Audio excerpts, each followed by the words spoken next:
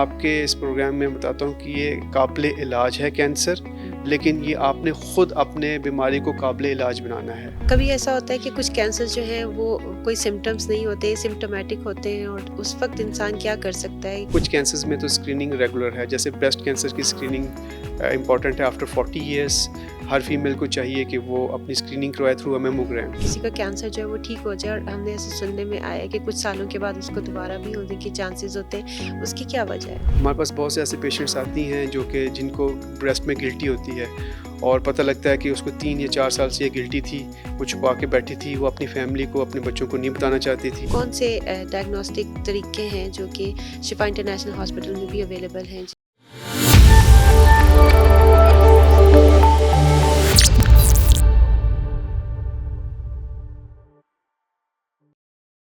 अस्सलाम वालेकुम, मैं हूं साइमा जब्बार और आप देख रहे हैं बियॉन्ड द स्टेथोस्कोप। व्यूअर्स, आज 4 फरवरी दुनिया भर में वर्ल्ड कैंसर डे के तौर पर मनाया जाता है, जिसका मकसद है कि कैंसर के मर्ज के हवाले से जितनी आगाही फैलाई जाए उतना ही इसके रिस्क को शायद कम किया जा सके और इलाज के हवाले से भी अवेयरनेस की बहुत ज़रूरत है। अगर हम पाकिस्तान की बात करें तो यहाँ पर कोई कंसोलिडेटेड डेटा तो नहीं है जिससे हमें एग्जैक्ट नंबर पता चले, लेकिन एक अंदाजे के मुताबिक हर साल दुनिया भर की तरह पाकिस्तान में, बल्कि ख़ास तौर पे पाकिस्तान में हर साल कैंसर के मरीज़ों की तादाद में इजाफ़ा हो रहा है और इससे होने वाली अमवात में भी इजाफ़ा हो रहा है। आज हमने इनवाइट किया है डॉक्टर आसिफ मसूद को, जो शिफा इंटरनेशनल हॉस्पिटल में रेडिएशन ऑन्कोलॉजिस्ट हैं। उनसे हम बात करेंगे कि क्या कैंसर के कुछ प्रिवेंटेबल रिस्क फैक्टर्स हैं और जिससे हम इसके रिस्क को कम कर सकें और इसका इलाज कितना इम्पॉर्टेंट है और इसका इलाज क्या इसका इलाज मुमकिन है और अर्ली डायग्नोसिस जो है वो कितना अहम है, इसके सिम्टम्स के बारे में जानना कितना अहम है। तो चलिए बातचीत का आगाज़ करते हैं। अस्सलाम वालेकुम डॉक्टर साहब। वालेकुम सलाम। कैसे हैं आप डॉक्टर साहब? अल्लाह ठीक का हैं? शुक्र जी, thank you so much for inviting me here. अच्छा डॉक्टर साहब, मुझे ये बताइएगा कि इससे पहले कि हम कैंसर के मर्ज़ के बारे में बात करें, हम अपने गेस्ट से ये ज़रूर पूछते होते हैं कि आपका अपना प्रोफ़ेशनल बैकग्राउंड जो है वो क्या है? आपकी स्पेशलाइज़ेशन जो है वो कहाँ पर हुई और क्या उसके बारे में आप कुछ हमारे व्यूअर्स के साथ शेयर करेंगे? जी, मैंने 2002 में एमबीबीएस किया था फ्रॉम निश्तर।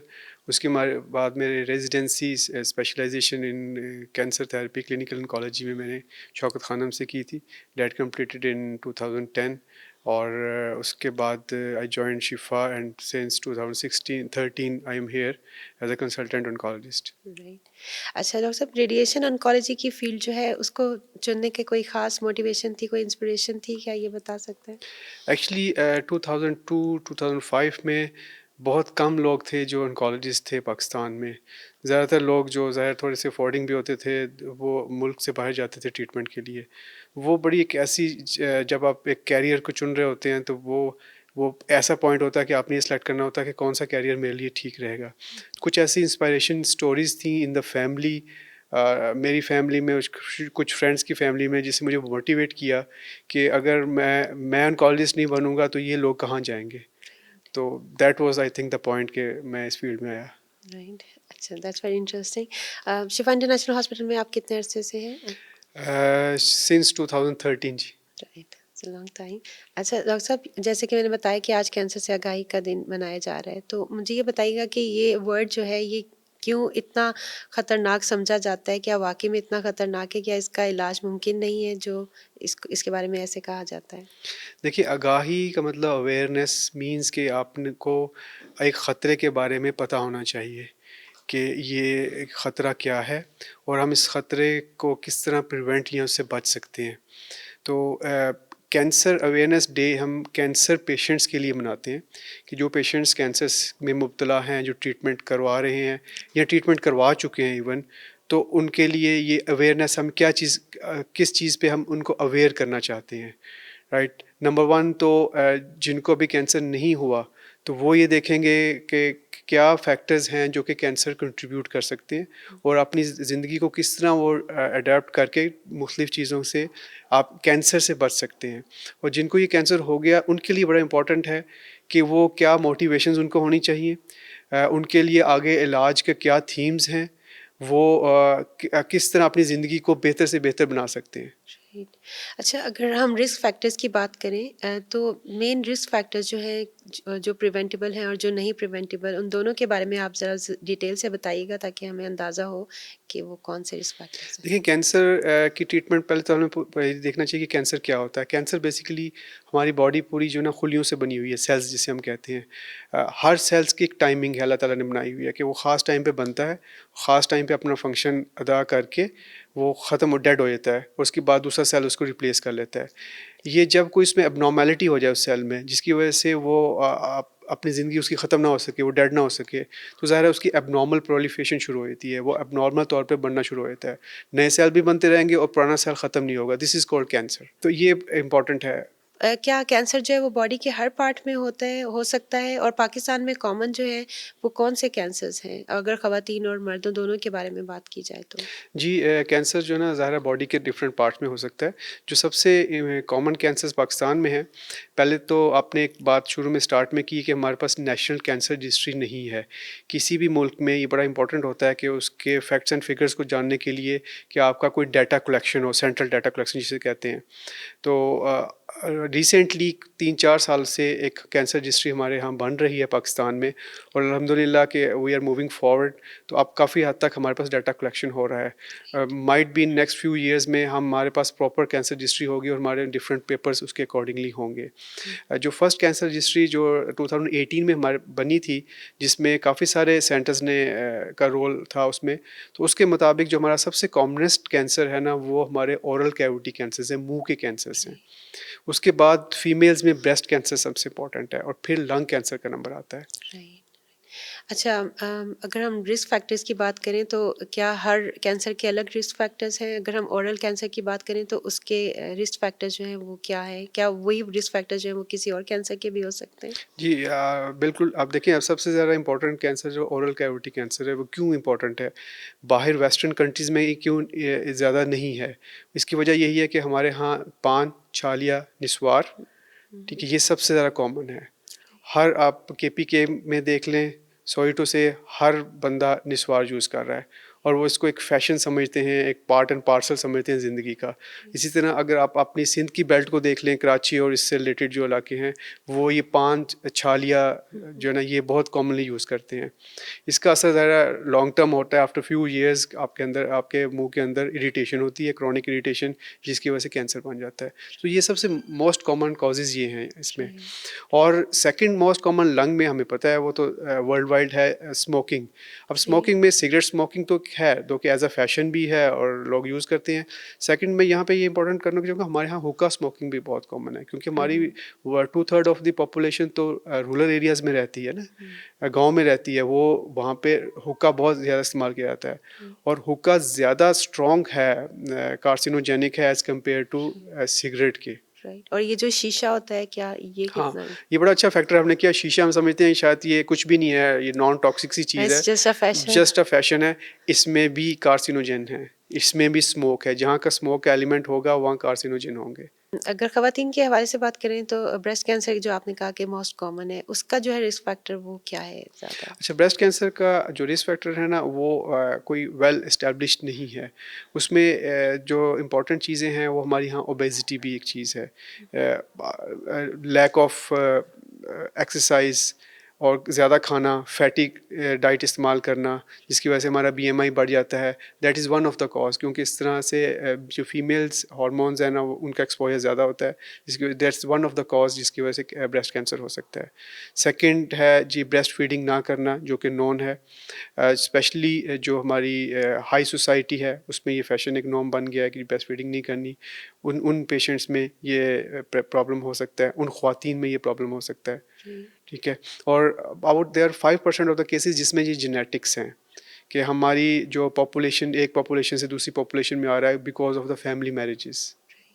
अच्छा, अगर इसमें एज के फैक्टर की बात की जाए तो किस एज के लोगों में अभी आप लोग देखते हैं कि कॉमन ज़्यादा है? वो कौन सा एज ग्रुप है जिसमें? डिफरेंट किस्म के कैंसर ज़्यादा पाए जाते हैं? यूजली जो एज ग्रुप जिसमें ज़्यादातर कैंसर्स होते हैं वो 50 प्लस है। 60 इयर्स टू 70 इयर्स में ओवरऑल एक रूल है जिसमें कैंसर ज़्यादा होते हैं। अगर मैं ब्रेस्ट कैंसर्स की बात करता हूँ, क्योंकि ब्रेस्ट कैंसर हमारे यहाँ ज़्यादा फीमेल्स में ज़्यादा है, वन ऑफ द कॉमनेस्ट। तो उसमें अगर हम वेस्टर्न डाटा से कंपेयर करें तो हमारे यहाँ रिलेटिवली अर्ली एज में ज़्यादा है। उनका 60 प्लस है, हमारी 50 प्लस ख़वातीन में ज़्यादा है। Right, right.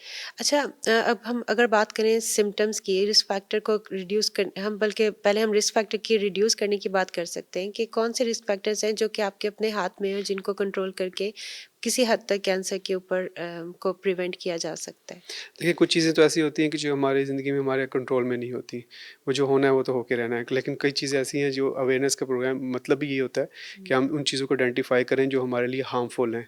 अगर हम रोड पे देख रहे हैं कि इस साइड पे गाड़ी चलाने से मेरा एक्सीडेंट हो जाएगा, तो डेफ़िनेटली हम उसको अवॉइड करें। दिस इज़ कॉल्ड अवेयरनेस ना। बिल्कुल। तो इसमें कई सारे फैक्टर्स जो मैंने अभी नाम लिए हैं कि अपनी ज़िंदगी को हम नॉर्मल बनाएं, टेंशन से निकलें, एक्सरसाइज रेगुलर करें, फैटी फीड कम लें, फैटी फूड कम लें। इसके अलावा सिगरेट से बचें, सबसे इम्पॉर्टेंट है। जो फैंसी सिगरेट्स हैं, स्मोकलेस टबैको जिसे कहते हैं, उससे भी बचें क्योंकि वो भी कैंसर करता है। और थर्ड इम्पॉर्टेंट चीज़ है, ये प्लीज़ निस्वार, पान चालिया, इस पे कोई लेजिस्लेशन होनी चाहिए। कोई ऐसी ये इतना कॉमन मिल जाता है कि इतने आपको खुराक अच्छी खाना नहीं मिलता जितना कॉमनली आपको निस्वार, पान चालिया हर जगह से मिल जाते हैं। सो ये one of the common factor है पाकिस्तान में इस कैंसर बढ़ने की वजूहात में से, जी, जो ये एग्जैक्टली। चीज़ें हैं। अच्छा, कभी ऐसा होता है कि कुछ कैंसर जो हैं वो कोई सिम्टम्स नहीं होते, सिम्टोमेटिक होते हैं, और उस वक्त इंसान क्या कर सकता है कि कोई क्या स्क्रीनिंग है या क्या तरीका है जिससे पहले से पता चल सके कि जिनको रिस्क फैक्टर्स हैं वो अपनी स्क्रीनिंग करवाएं? कुछ स्क्रीनिंग का मतलब होता है कि पहले से डायग्नोज करना कि आपको चांस है या आपको रिस्क है, और आप पहले से डायग्नोज कर लें कि आपको कैंसर होने के कितने परसेंट चांस है कि आप कैंसर हो सकता है आपको। तो स्क्रीनिंग कुछ कैंसर्स में तो स्क्रीनिंग रेगुलर है, जैसे ब्रेस्ट कैंसर की स्क्रीनिंग इम्पॉर्टेंट है। आफ्टर 40 इयर्स हर फीमेल को चाहिए कि वो अपनी स्क्रीनिंग करवाए थ्रू अ मेमोग्राम। ठीक है, एक दफ़ा मेमोग्राम आपने करवाना है, अगर वो नॉर्मल है तो आफ्टर 3 इयर्स आप उसको रिपीट करेंगे। इसी तरह हमारे यहाँ क्योंकि जीआई कैंसर्स, आंत के कैंसर्स बहुत कॉमन है, कोलोरेक्टल कैंसर जिनको कहते हैं, तो उन पेशेंट्स को भी ज़रूरी है कि वो क्लोनोस्कोपी ज़रूर करवाएं आफ्टर द एज ऑफ, आप पहले 60s था, आप कुछ कहते हैं कि 50 इयर्स के बाद क्लोनोस्कोपी ज़रूर होनी चाहिए। राइट। अच्छा, इसमें जीन्स जो हैं वो क्या रोल प्ले करते हैं? अगर किसी की फैमिली में है कैंसर तो उनकी जो आगे वाली जनरेशन है, या कौन से इमीडिएट आपके ब्लड रिलेटिव्स होते हैं जिनकी वजह से आपका चांस जो है वो कैंसर का बढ़ सकता है, और उनको भी स्क्रीनिंग करानी चाहिए टाइमली? कुछ ऐसे जीन्स हैं जो कि आइडेंटिफाइड हैं, जैसे ब्रेका जीन्स, ब्रेका 1 और 2 जीन्स। अगर किसी पेशेंट को ब्रेका 1 और 2 जीन पॉजिटिव है तो ज़्यादा चांस है कि उस फीमेल की बेटी को जो है ना ब्रेस्ट कैंसर होने के, ब्रेस्ट या ओवरी कैंसर होने के चांसेस होंगे। तो कुछ जीन्स तो आइडेंटिफाइड हैं, अगर वो पॉजिटिव आते हैं तो उनके जो सबलिंक्स हैं उनके लिए ज़रूरी है कि वो स्क्रीनिंग ज़रूर करवाएं। अच्छा, डॉक्टर साहब, स्क्रीनिंग के बाद अगर हम डायग्नोस्टिक, जिससे आपको कंफर्म होता है कि इसमें ये कैंसर है, वो कौन से डायग्नोस्टिक तरीके हैं जो कि शिफा इंटरनेशनल हॉस्पिटल में भी अवेलेबल हैं, जिन जो कैंसर के लिए डायग्नोसिस के लिए इस्तेमाल किए जाते हैं? शिफा इंटरनेशनल हॉस्पिटल में हमारे पास सब तरह की डायग्नोस्टिक्स मौजूद हैं। जब पेशेंट्स किसी भी प्रॉब्लम के साथ आता है, जैसे फॉर एग्जांपल ब्रेस्ट लंप के साथ आता है, तो डॉक्टर उसको देख के उसके लिए प्रॉपर डायग्नोसिस के लिए भेजता है, जैसे मेमोग्राम और जैसे CT scan. Most of the cancers तो डायग्नोज होते हैं थ्रू सीटी स्कैन्स या एमआरआई, डिपेंडिंग कि वो किस रीजन पे है। और जब वहाँ से हमें पता लगता है कोई मैस है बॉडी में, तो फिर उसकी बायोप्सी की जाती है। सो आपके क्वेश्चन के आंसर में मैं दो चीज़ें इंपॉर्टेंट कहूँगा। तो एक तो इमेजिंग, जो कि सीटी स्कैन हो सकता है, मेमोग्राम हो सकता है या एमआरआई हो सकता है, ये मेजर टूल है।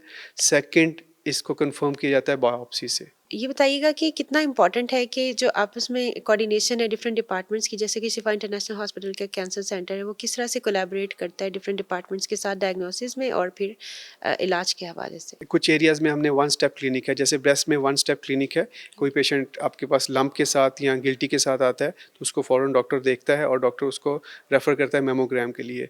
तो उसका अर्जेंट बेसिस पे मेमोग्राम किया जाता है और उसकी रिपोर्टिंग फ़ौरन करके नेक्स्ट डे ही वो आपके पास आ जाता है। अगर वो सस्पिशियस है तो उसकी बायोप्सी को प्रेफर किया जाता है कि आप कह लें कि विद इन 2 to 3 डेज़ ये डायग्नोज हो जाता है कि उसका ब्रेस्ट कैंसर है या नहीं है, और अगर है तो वो कौन सी स्टेज पे है। तो this is called one step one clinic. Step. Doctor साहब ये बताइएगा कि कौन सा कैंसर है जो कि बहुत जल्दी और बहुत अग्रेसिव होता है और जल्दी स्प्रेड होता है, और जितना जल्दी डायग्नोस हो जाए उतनी ही जल्दी उसकी ट्रीटमेंट जो है वो इफेक्टिव हो सकती है।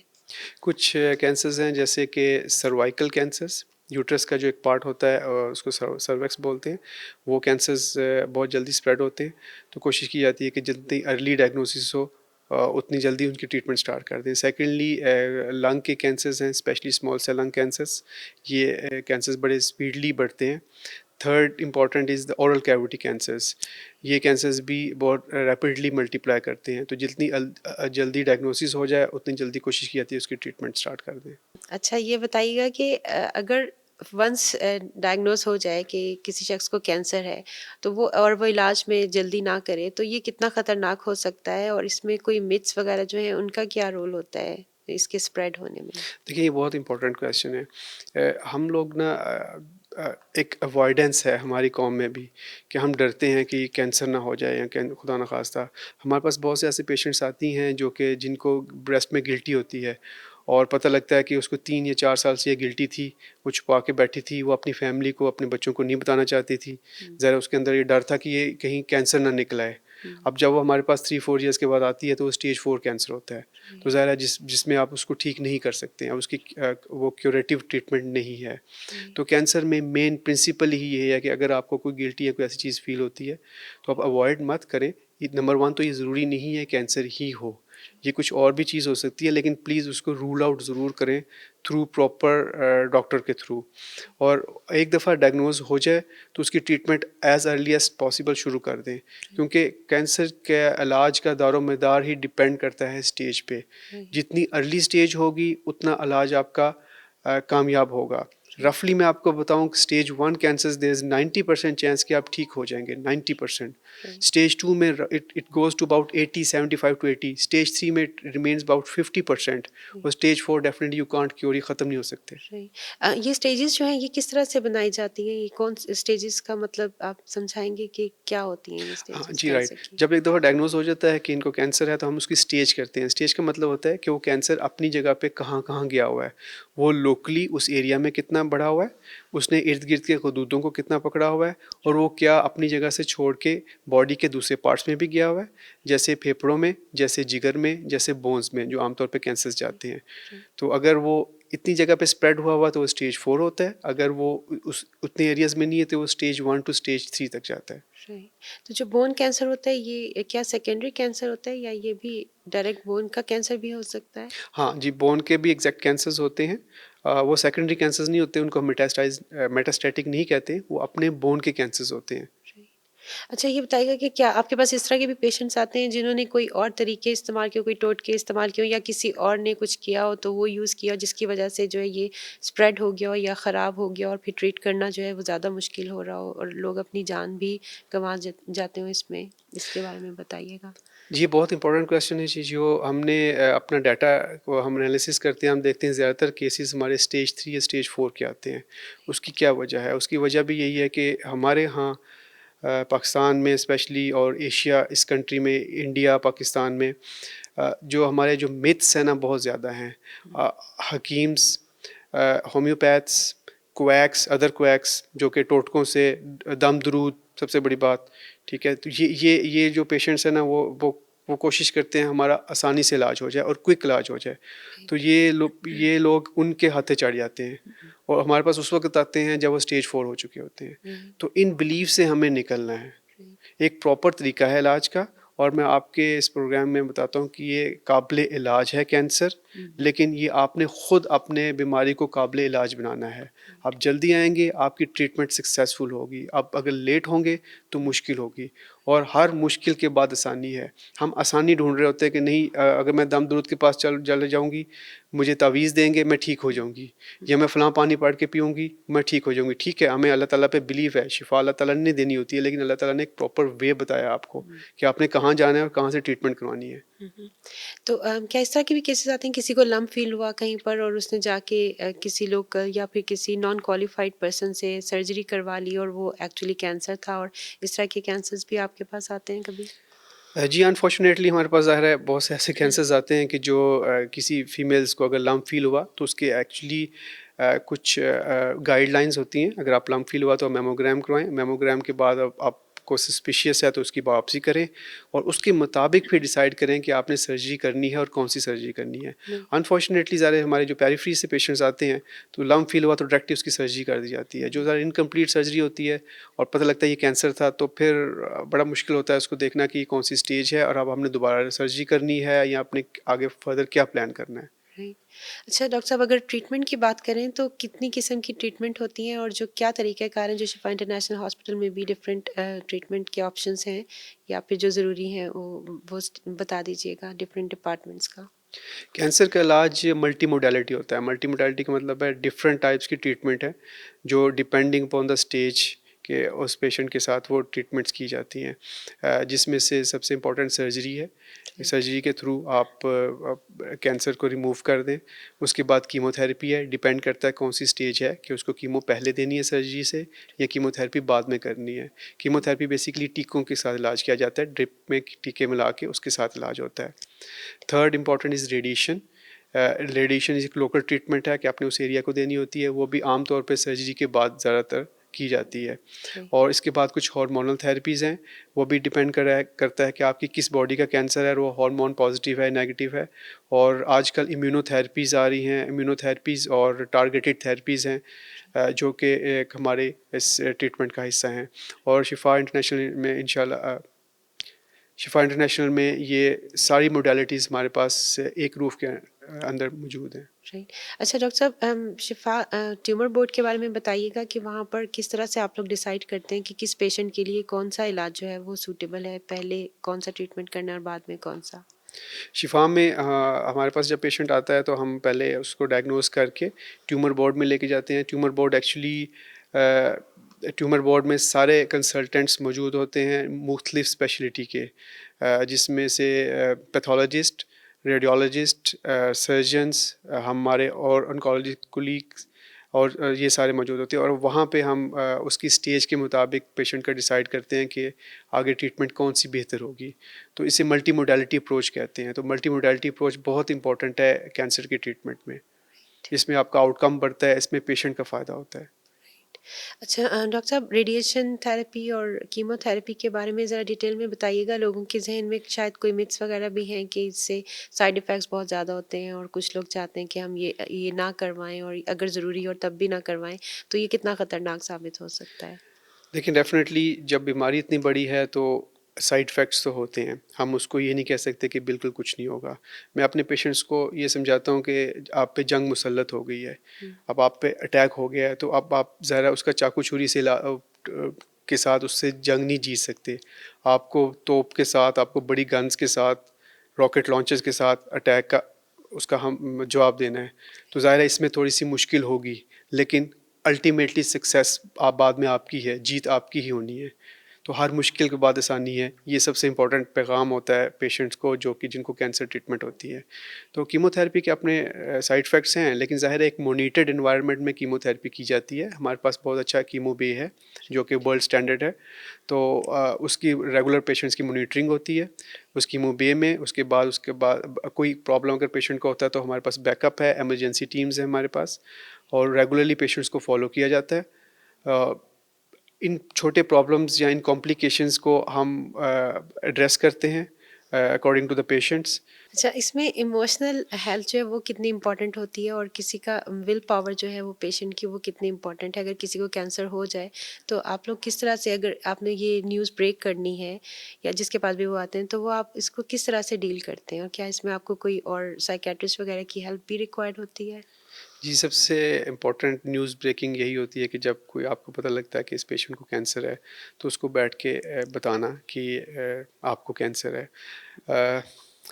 अनफॉर्चुनेटली मैं ये कहूँगा कि as compare to western countries, क्योंकि वहाँ तो वो कहते हैं ना कि पेशेंट का राइट है, आपने पेशेंट को सब कुछ क्लियरली बताना है। तो इस प्रोग्राम से मैं आपको ये भी बताना चाहूँगा कि हमारे यहाँ ज़ाहिर है सोशल नॉर्म्स बहुत ज़्यादा हैं, फैमिली टाइज़ बहुत ज़्यादा हैं। तो सबसे पहले तो फैमिली के बेटा या बेटी वो आपके पास आते हैं, वो कहते हैं जी प्लीज़ माँ जी को ना बताइएगा, आप ट्रीटमेंट स्टार्ट कर दें लेकिन उनको ना बताइएगा ये कैंसर है। तो ये बहुत अजीब सी बात होती है कि आप इतनी बड़ी ट्रीटमेंट कर रहे हैं, उसको कीमोथेरेपी दे रहे हैं जिससे ज़ाहिर है उनकी उल्टी भी आनी है, उसके बाल भी गिरने हैं और उसकी हेल्थ भी थोड़ी सी कॉम्प्रोमाइज़ होनी है, और आप उनको ना बताएं ये कैंसर है, तो ये बहुत मुश्किल काम होता है ना। और जो मेरा एक्सपीरियंस है वो सूनर और लेटर पेशेंट को भी पता होता है कि जी मुझे कुछ है। ज़ाहिर है वो जिस एनवायरनमेंट में आएगा, वो डेली आके बैठेगा, वहाँ पे ट्रीटमेंट करवाएगा, तो उसको आइडिया हो जाता है कि मुझे कोई कोई ऐसी डिज़ीज़ है या मुझे कोई कैंसर है। तो वो भी most of the time patient भी छुपा रहा होता है अपनी फैमिली से अपने प्रॉब्लम्स को, क्योंकि वो भी नहीं बताना चाहता और वो भी उनसे छुपा रहे होते हैं। तो इससे प्रॉब्लम बढ़ता है। ठीक है, तो बेस्ट वे होता है कि आप जेंटली पेशेंट को बताएं कि आपको ये है, और लेकिन आप साइड पे एक पॉजिटिव पिक्चर भी दिखाएं कि दीज आर द ट्रीटमेंट्स, हमने इस मुश्किल से गुजरना है, डॉक्टर आपके साथ है, आपकी फैमिली आपके साथ है। ठीक है, और समटाइम्स हमें पेशेंट्स के लिए अपने साइकोलॉजिस्ट को या साइकेट्रिस्ट को इन्वॉल्व करना पड़ता है। और वो शिफा इंटरनेशनल में हमारे पास पूरी टीम है इसके लिए। राइट। अच्छा, डॉक्टर साहब, रिकरेंस के भी चांसेस होते हैं? कितना रिस्क होता है अगर किसी का कैंसर जो है वो ठीक हो जाए, और हमने ऐसे सुनने में आया है कि कुछ सालों के बाद उसको दोबारा भी होने के चांसेस होते हैं, उसकी क्या वजह है? देखिए, इसमें भी वही बात है कि डिफरेंट टाइप्स के कैंसर्स हैं, कुछ का प्रोग्नोसिस पुअर है, कुछ का प्रोग्नोसिस बहुत अच्छा है। सेकेंडली ये स्टेज पे भी डिपेंड करता है कि कौन सी स्टेज पे आपने ट्रीटमेंट की थी। अगर आपने अर्ली स्टेज पे ट्रीटमेंट की थी तो रिलेटिवली रिकरेंसिस के चांसेस कम है। अगर आपने लेट स्टेज पे ट्रीटमेंट की है तो स्टेज वो क्योर तो हो गया है, लेकिन उसके रिलेटिव रिस्क जो है ना वो ज़्यादा होता है वापस आने का। तो अगर कोई फोर्थ स्टेज पे होता है तो उसको सिर्फ क्या पैलिएटिव केयर की ज़रूरत होती है, या उसमें भी कोई दर्द वगैरह को कम करने के लिए हेल्प की जाती है? उसके बारे में बताइएगा। जी, स्टेज 4 पे जो पेशेंट आता है तो सबसे पहले तो हम उसका परफॉर्मेंस स्टेटस देखते हैं, एज के लिहाज से कि उसकी क्वालिटी ऑफ लाइफ कैसी है। और ज़ाहिर है मेन एम जो आपका होता है कि आपने जो भी उनकी ट्रीटमेंट करनी है, वो आपने उसकी क्वालिटी ऑफ लाइफ हैम्पर्ड ना हो, उसमें प्रॉब्लम ना हो। तो आपने जो भी आप उसको कीमोथेरेपी के साथ इलाज करेंगे या रेडिएशन के साथ इलाज करेंगे, आपका एम ये होगा कि आप डिज़ीज़ को कंट्रोल कर लें, इसको बेहतर कर लें, दो कि आप ख़त्म नहीं कर सकते, और जो उसको प्रॉब्लम्स हो रहे हैं उस कैंसर से रिलेटेड उसको बेहतर किया जाए। जैसे अगर पेन है तो पेन बेहतर कर लें, अगर ब्लीडिंग हो रही है उस कैंसर की वजह से तो उसको ब्लीडिंग को कंट्रोल कर लें। तो this is called palliative care. Right. तो और कितना इम्पोर्टेंट है कि अर्ली डायग्नोसिस के साथ जो है वो बेहतर होने के चांसेस कितने बढ़ जाते हैं? अर्ली डायग्नोसिस के साथ मैंने आपको बताया स्टेज 1 में रफली 90% चांस है कि आप ठीक हो सकते हो। ठीक है, स्टेज 1 और 2 में रफली मैं बताऊँगा 80% प्लस चांस है कि आप ठीक हो सकते हो। राइट। अच्छा, डॉक्टर साहब, ये बताइए कि पाकिस्तान में इस वक्त कितनी ज़रूरत है कि हम पेशेंट्स के हवाले से जो है, अगर हम देखें रेशो के हवाले से, कितने डॉक्टर्स की ज़रूरत है जो कि इस फील्ड में आएँ, और ताकि ज़्यादा से ज़्यादा लोग पाकिस्तान के अंदर ही इलाज करवा सकें? जी, देखिए अभी भी बहुत ज़रूरत है। मैंने एक डेटा देख रहा था, उसके मुताबिक एक डॉक्टर है तकरीबन 10,000 पेशेंट्स से ज़्यादा के लिए एक ऑन्कोलॉजिस्ट मौजूद है। ठीक है, उसी तरह हमारे पास फैसिलिटीज़ भी बहुत कम हैं।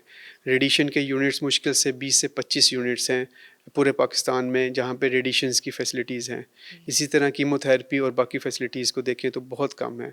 तो हमें बहुत से डॉक्टर्स चाहिए इस फील्ड में। राइट। तो जो यंग डॉक्टर्स हैं या स्टूडेंट्स हैं मेडिकल के, वो इस फील्ड को अगर ज्वाइन करना चाहते हो तो उनके लिए आप क्या मैसेज देना चाहेंगे कि ये कितनी चैलेंजिंग है और रिवॉर्डिंग है, और कितनी ज़रूरत है? यंग डॉक्टर्स मैं कहूँगा कि आप इस फील्ड में आएँ।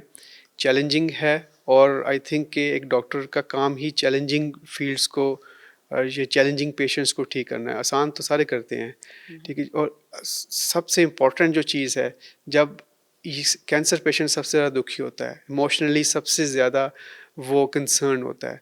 जब वो ठीक होता है तो जितनी दुआएँ इस फ़ील्ड में मिलती हैं, मैं आपको गारंटीड कहता हूँ आपको किसी फ़ील्ड में इतनी दुआएँ नहीं मिलती होंगी। लाइफ सेविंग है सर। यस। अच्छा मुझे ये बताइए कि कुछ हमारे यहाँ जिस तरह का कल्चर है इसमें कभी ये भी होता है कि फीमेल्स को कोई कैंसर्स हैं तो वो मेल के पास जाने से कतराते हैं, तो फीमेल ऑन्कोलॉजिस्ट का होना भी कितना इम्पोर्टेंट है ताकि इलाज डिले ना किया जा सके सिर्फ इस वजह से कि आप मेल डॉक्टर के पास नहीं जाना चाहते। जी सर, हम लोग इस्लामिक कंट्री है और उसमें बहुत सी फ़ीमेल्स ऐसी हैं जो कि मेल्स को नहीं दिखाना चाहती, स्पेशली जब एग्ज़ामिन करना होता है।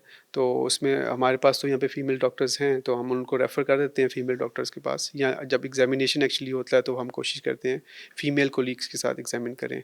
तो हमारे डेफ़िनेटली हमारी जो पॉपुलेशन है इट्स 1/3 से ज़्यादा, सॉरी, हाफ़ से ज़्यादा तो आई थिंक फ़ीमेल्स हैं पाकिस्तान में, तो वी नीड फ़ीमेल ऑन्कोलॉजिस्ट। इस चीज़ की भी बहुत ज़रूरत है कि हमारी सोसाइटी में ये भी आम किया जाए कॉन्सेप्ट कि मेल ऑन्कोलॉजिस्ट के पास भी जा सकते हैं।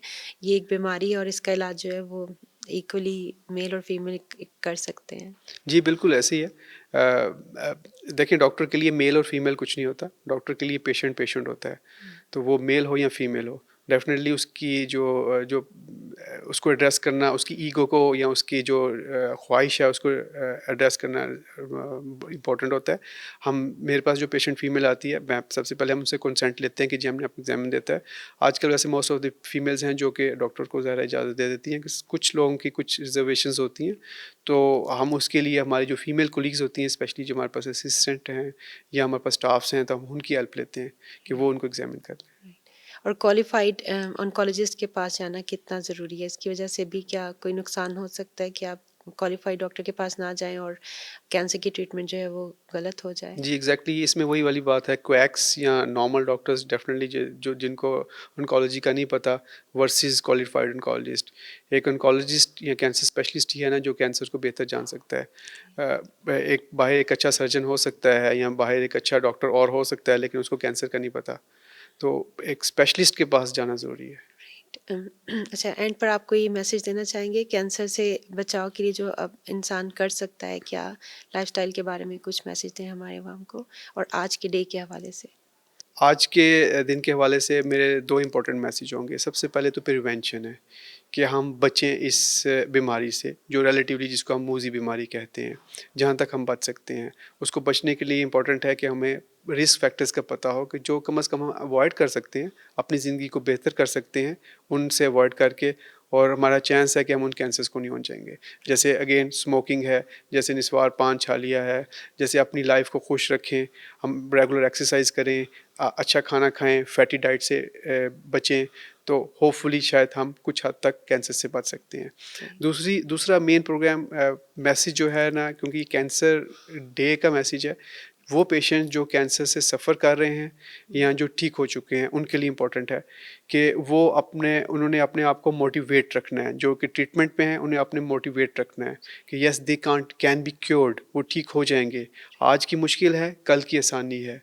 तो इस मुश्किल से निकलना है उन्हें। ना सिर्फ पेशेंट बल्कि उसकी फैमिली, क्योंकि ये एक अनफॉर्चुनेटली ये एक पेशेंट की या एक बंदे की बीमारी नहीं है, पूरी फैमिली इसमें इन्वॉल्व होती है।